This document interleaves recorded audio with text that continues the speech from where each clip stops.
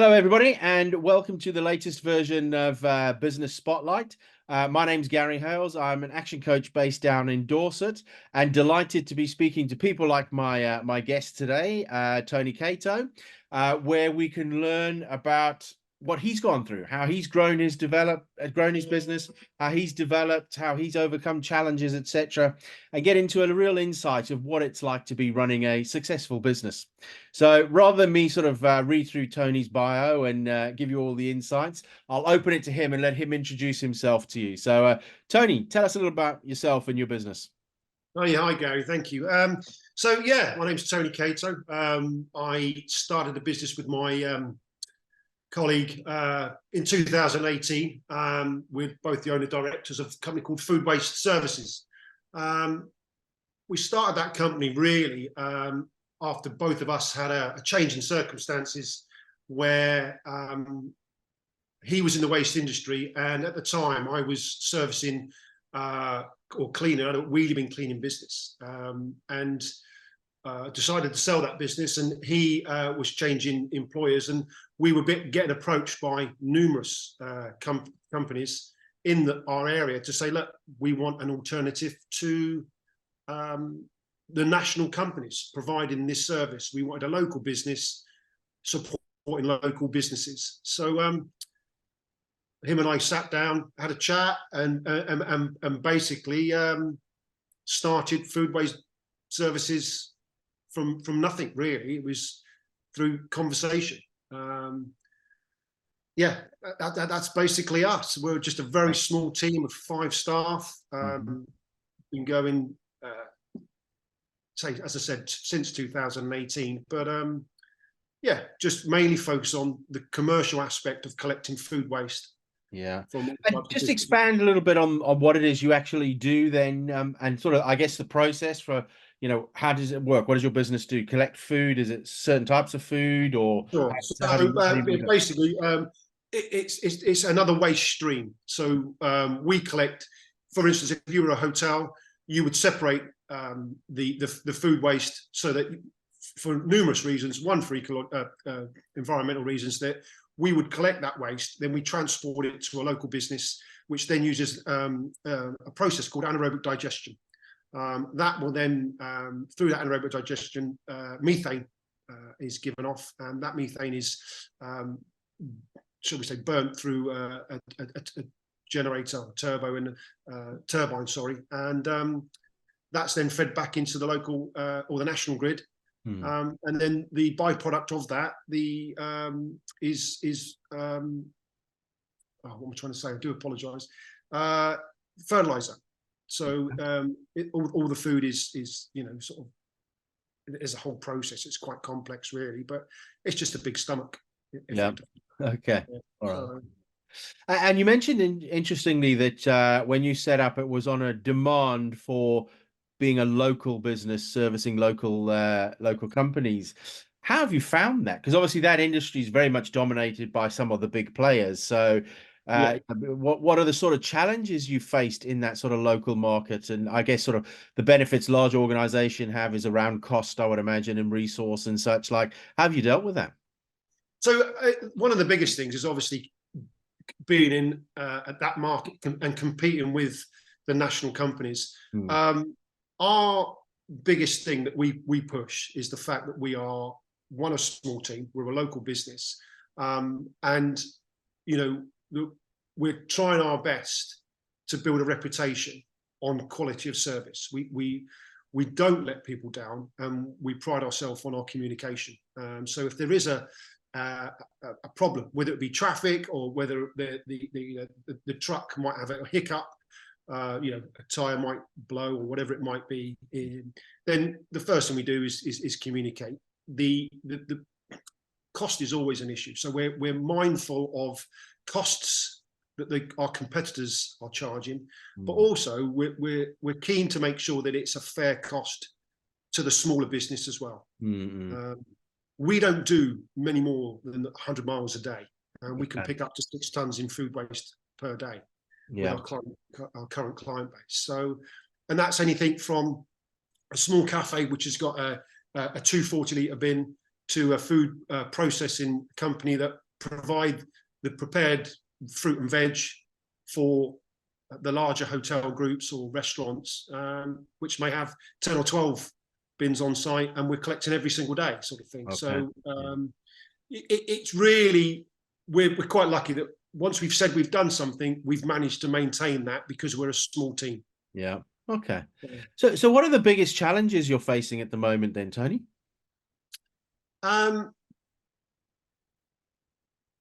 It's probably the understanding from the client or the potential changes. There is change coming within the government legislation regarding simpler waste or waste processing, and food recycling is one of the things that have been mentioned in this simpler system.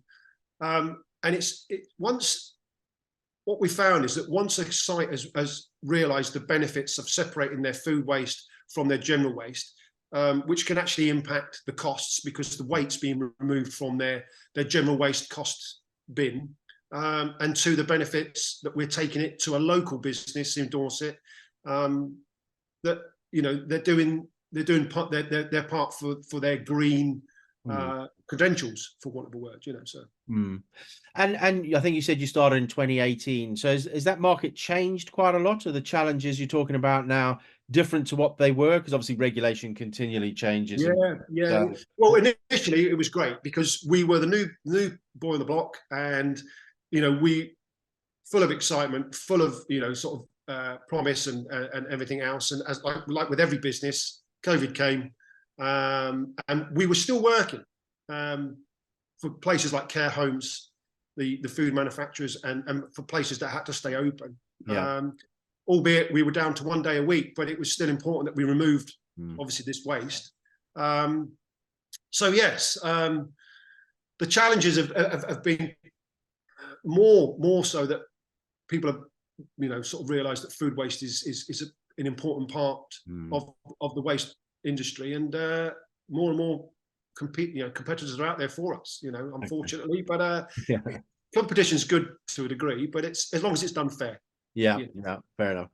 So, I mean, one of the things we're interested in is about, the business and you as an entrepreneur, as a business owner, and how you've developed and grown yourself and your business, really. One of the things we talk about in Action Coach is, if you want to earn more, you've got to learn more. So it's all about education and developing. So if we went back to square one, what would you do differently now with your business? I think now, knowing what I know, I think I would have spent more time doing some research on the potential opportunities for help. So there are lots of platforms out there, like Action Coach and other companies like yourself, that actually offer really good resources that can guide you and give you that advice. When we first started, because our circumstances had changed, I don't think we spent enough time taking advantage of some experts that were out there offering their guidance, in most cases free of charge. Yeah. And I think that's probably the most important thing that we've probably missed out on, is that we didn't have that opportunity really, or we didn't take the opportunity to speak to the subject matter experts in the fields that we didn't know much about. Now, my colleague is great in the waste industry. I'm okay with the service, the service side of things, but things like financial, speaking to a good accountant, someone who's good at marketing, and certainly now social media. Yeah.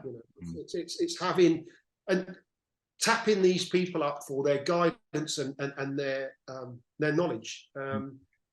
And if they share it with you and you learn something, then obviously you can embrace it and sort of use that to the best of its ability. So yeah, looking back, I think we missed an opportunity on probably learning at the right time. You're keen to go. That's the thing. Yeah. You want to get the business going, and I think if we just paused that little bit longer and just spent maybe a month or even 2 months, a little bit longer, just going out and visiting these people that offer their services, then I think that would definitely be something I would go back and do. Yeah. I'm doing it now, I must add. yeah, that's what I was going to say. It's a learning point, is it? It's okay learning, but you got to make sure you implement the learning. That's the key.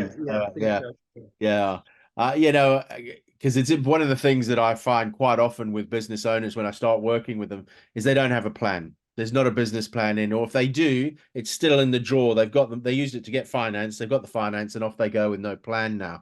And it's so critical to have that. Yeah. Did you fall into that trap as well? Well, we did exactly that. We put a Yeah. plan together, and you think you know everything. Not you. Well, you assume that you've got everything covered by that business plan because you do your research because you've got to provide a business plan to get the bank account, etc., etc. And then before you know it, well, it's all covered, and you know that bit, and I know this bit, and it's working. And whilst it's working, that's great. But it's all the little things that you've not considered that suddenly start creeping in. You think, oh, hold on a minute, I've forgotten about things like getting someone to do the payroll and someone to do. That's right.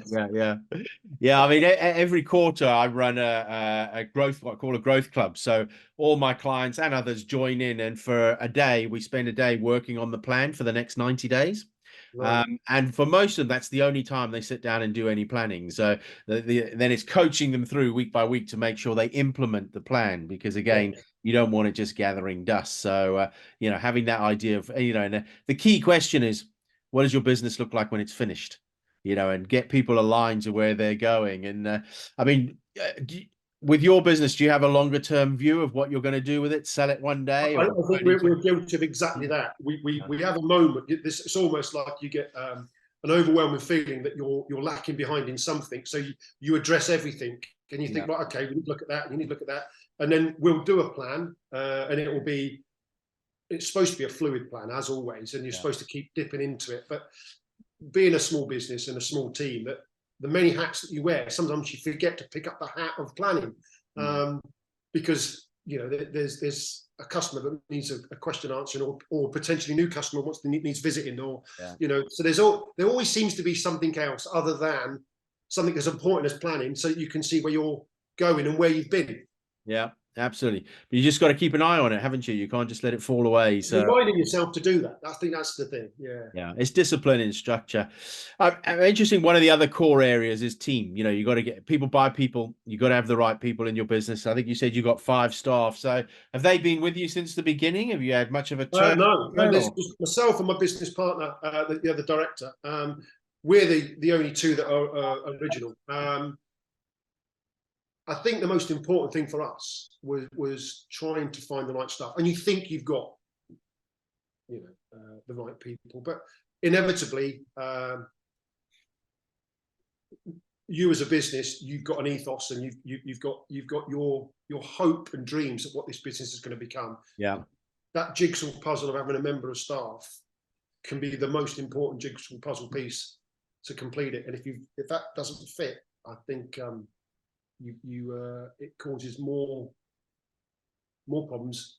And how do you ensure they fit then? Do you have some values within your business? Do you have a vision and a mission statement that people align to? How do you? Yes, we did all of that. You sit down. Obviously, during the interview, you talk to them. Because there's 2 of us, what tends to happen if we can't both be there at that initial interview process, it tends to be that one of us will interview, and then we may give them a trial period, or go out with them to explain what we do, because it's not the nicest of industries, the waste industry, and certainly food waste. This time of year is lovely. It's cold. It's not maggot infested and things like that. So, if you're picking up once a fortnight and the bin's moving before you've actually moved it, then there's problems. So we've had people in the past that have come and thought they could do this job. I'm talking specifically about the guys that go out and collect the waste, and then 2 or 3 bins in, you can just see it in their face. It's not for them. And I think the other thing is it's a gut feel. If they become not a friend, but if you know that they're going to be part of the team, I think one of the most important things we've learned out of everything with regards to that is that whatever you do, you need to make it clear and concise for that employee to understand as soon as they walk in the door, the expectations of them and you. And that helps. Communication's good. You know, Yeah. once our communication is great, we meet every week. We all work from home, but we either Zoom call or, you know, we're going to have, like this morning, I've met the driver for a coffee and just to catch up to make sure everything's okay.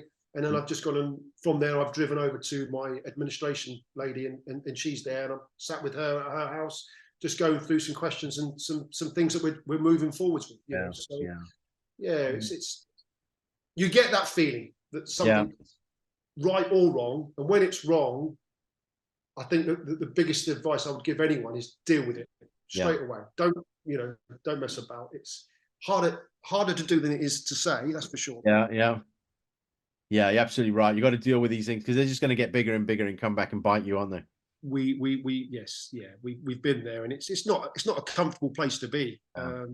So yeah, it's okay.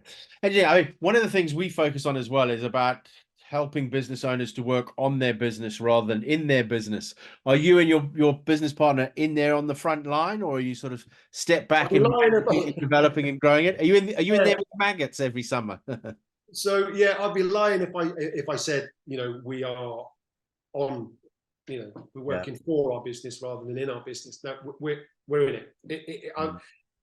We're building a good team now, and it almost seems like every single week there's another sort of something else that we can let go of because they've stepped up and they're now part. You know, we've got two newish members of staff, and you know, our driver's been with us just over 2 years now, and he's phenomenal. So they're growing with us and they're learning with us, and as that happens, we're letting go of more, and they're picking up more, which is great. I mean, the responsibility, handing that over, is difficult to do because it's your baby. You know, it's the thing that you've created from nothing, and if you've got the right guys, it's almost like a domino effect. Every time I'm meeting the new admin girl, there's something else that she's done, and she's moving forward quicker than I develop these things, you know. So I'm going to be running out of jobs soon. So that's the idea, and then you go and do stuff that adds bigger value and grows the business. Exactly, which is great, which is really good. You know, it's reassuring for us. Yeah. As you know, there's lots of people out there looking at starting new businesses, etc., you know, full of ideas. What would you say are some of the common misconceptions of running a business, and how do you deal with those? How do you address them? Misconceptions. Yeah, it's the hardest thing is knowing where I am now, is that you don't have to do everything yourself. Okay, yeah. And that's a learning process, because everything you're setting that business up from scratch, aren't you? And initially you will do that, but it's making sure that it's embracing the fact that there are experts out there in whatever field it will be, whether it be a driver, an administrator, a salesperson. You know, you can't be the expert of everything. You need to understand everything, obviously, or have an understanding of what it is that you're trying to achieve, but you have to be realistic. Yeah. And also, I think you need to acknowledge the fact that there are times when you might not recognise that you need a bit of help, but when you do, don't be frightened to ask, because there are so many people out there that would say, "Listen, I've been through that. I've struggled. I had a conversation with this person, or this accountant helped me, or you know." This mentor really guided me through this process, you know. So, do you have any examples of where you came across somebody like that you know you had a chance to chat, whether it's informally over a coffee or listening to a podcast, and suddenly the lights all went off? Well, it's interesting that you say that. Is I've got a core group of friends. Let's say there's 10 of them, and 8 out of those 10 people are self-employed businessmen, whether they run their own businesses or whether they're self-employed. And a couple of them are, you know, always trying to improve themselves. So there's always a podcast they want you to listen to. When we meet up, have a listen to this, you know, read this book, or listen to this chat, or, you know, and there's always a little bit of advice, or they've embraced that advice and said, do you know what I learned today? And it's that sharing of knowledge. So that really has been a great asset for me to have such. I'm lucky in the fact that these friends are close. Yeah. You know, it normally starts off, if we meet in the pub, quite a serious conversation, and then 2 pints in, all of a sudden, you know, the conversation changes to a bit more of a relaxed and sometimes more productive Right. Yep. conversation. So because you're not trying to be defensive about what you might be doing wrong or what you're not doing, you know. So you know, if you've got an employee problem, then someone's probably been through it. And that's the big thing for me, is that sharing of experiences and knowledge, you know. Absolutely. Yeah. You know, and having a group of friends like that is very valuable. Not many people have that, you know, to have that number of people to sort of bounce ideas off and get challenged on your thoughts and processes. And if they're good friends, you tell them your problem, and they'll either tell you that you know, you're a fool, and you need to get it sorted, or they'll give you advice of where they've been themselves, you know. Yeah. So Tony, when you look at your sort of growth trajectory over the last 6 years and how you've gone, what would you put that down to? What would you attribute your growth to? We had this week I had a meeting with one of our clients, and she was, you know, quite complimentary, and she said there's a couple of reasons why she continues to use us as a business. We're not the cheapest, but our consistency, our integrity, our communication, and the fact that, you know, whenever there was a problem for them, they would give us a ring, and we'd either give them a straight answer, no, we're not available, so they could then move on, not mess them about, or we were there to help with a solution, which is reassuring for us. So I think consistency is probably the big thing for us, is that what we've said we're going to do, we're going to go and pick up your food waste on this day, and we're going to take it away. And it is that simple, you know, trying to keep the expectations of your clients to what you've told them you're going to give them. Right staff, having the right staff is key. If they're happy working with you, then you're halfway there, because they will promote your business without even realizing it. You know,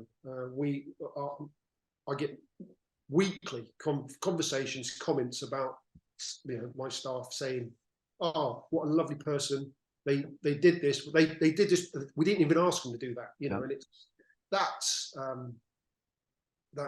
good. And taking stock is another. You know, when things are good, you know, I think you need to make sure that you take stock of why they're good. And sometimes it is the simplest of things, like my driver might have just made somebody's day because he said good morning to a person that's had a dreadful morning already, and he solved a problem or one of the problems on their thing. So and more than that, you know, just making sure that you acknowledge that. So you know, just on a point that you mentioned there, it's obviously very important to celebrate success and understand how you achieve your success, and build the habit and replicate that on an ongoing basis. So you know, being able to stop us for a while and think about how you achieve success is important. We're all guilty. Whenever it goes bad, you'll analyze it. You know, you know, the risk analysis. Well, you know, whenever you come back to it, it's because there's been a problem. You know? But when you've got it right, you don't think, well, actually, we've got this right. You know, we're doing a good thing here. So it's just that you can apply that anywhere else. You know, it's you mentioned before we started that you've got 2 kids. They're a little bit older now, but obviously when you started your business, they were at home, etc. So how did you manage that sort of work-life balance when you were starting your business, growing your business, and even now with a slightly different demand without kids in the house, but you know, there's still pressures. So how have you managed to deal with that over the years? It's a tough. It's, you know, with starting any business, you know, it becomes all consuming, doesn't it? You know, it's as I said earlier, it's your baby. You know, this is potentially the thing that's going to change your life. Whether it be financially, whether it be spiritually, whether it be, you know, sort of emotionally.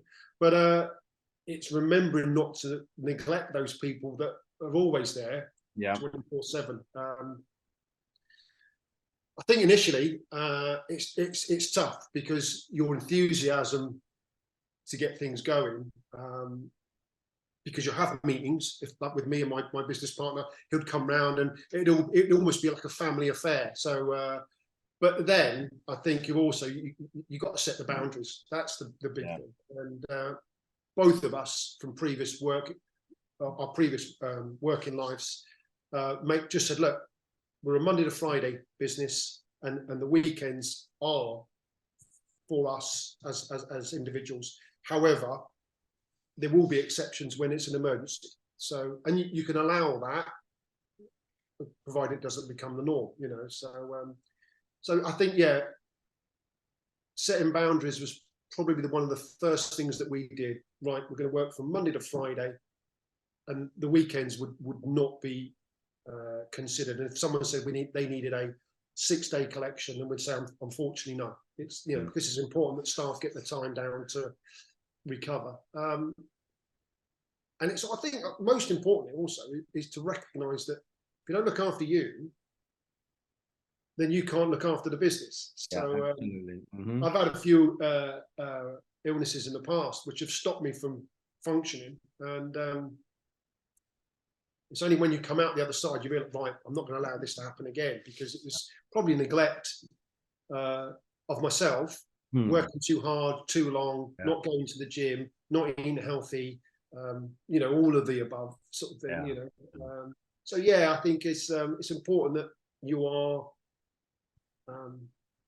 honest with yourself, really. You've got to, you know. Reminds me of a circle that we use, whereas at the top you look after yourself, then you look after your staff, the staff look after your customers, the customers look after the results, and the results look after you as the business owner. So you focus in that way. And if, you know, so you've got to start it yourself at the top, because if you're not there, you're the leader, you're the driver in the business, and you set the direction in the pathway. You know, as I say, the old saying of, you know, if you're in a plane that's going down, put the mask on yourself first before anybody else. Good. So you've got to be ready. You've got to be ready. You're no good to anyone else if you can't breathe. That's right. If you can't breathe, Excellent. All right, that's great, Tony. So I'm going to finish off with a couple of personal questions, so those watching and listening can know a little bit more about Tony and how he thinks. So what would you say is your favorite at the moment, business-related book or podcast? So audiobooks are, for me, fantastic, because whether I'm driving or even if I'm working, if I've just got it playing in the background, they just, because you can pause it and rewind it. I'll listen to that part again. But I've enjoyed listening to quite a few books as of late. But the one that I keep going back to is The E-Myth by Michael Gerber. And I think it feeds. There we go. It'll show up on there. Something there. That's it, I like it because it I think I've got a little bit of OCD about certain things. And the 3 roles just resonated with me to say, okay, now I understand why I'm the way I am. You know? Because we are all technicians. You know, and that's how you start the business. And it's only by showing promise or you know, ability that you actually progress. But you can't wear all those different hats. That's a good book for me, and I keep going back to it because it reminds me, as you said earlier, to work on my business and not necessarily in my business. And occasionally, when you're having a moment, you think, you know, and it's easy just to put it back on, and there may be a particular chapter that I refer back to, but that's it's the organizational bit that really keeps me. Reminds me, I should say. It's worth listening to again and again. Absolutely. The best books always are worth delving back into again. And you see things you didn't see before, because life's changed, environments change, and you see things from perspective. Perspective of that one sentence can change, can't it? Absolutely, completely. And again, that's why, you know, going back to your point there about when you're sitting in the pub with your mates, etc., and talk things, suddenly you'll look at it from a different angle and you realize you've missed something, and that's where the ideas come from. Definitely. So I mean, there's you know, obviously the podcasts that everyone sort of listens to, you know, I forget, my mind's gone completely. Stephen Bartlett ones and Diary of a CEO. Diary of a CEO. That's what was going through my head. So, but of course, everyone And it's what's quite nice is Yeah. the ability to actually necessarily listen to a book or even read a book and then discuss it from your own perspective. Excellent. Yeah, so Brilliant. Well, thank you very much for that, Tony. That was very interesting and great to hear a little bit more about maggots moving bins in the summer. And yeah, it's the reality of it, unfortunately. yeah. Not every business is all glamorous, and No, as is glamorous side on it, you know.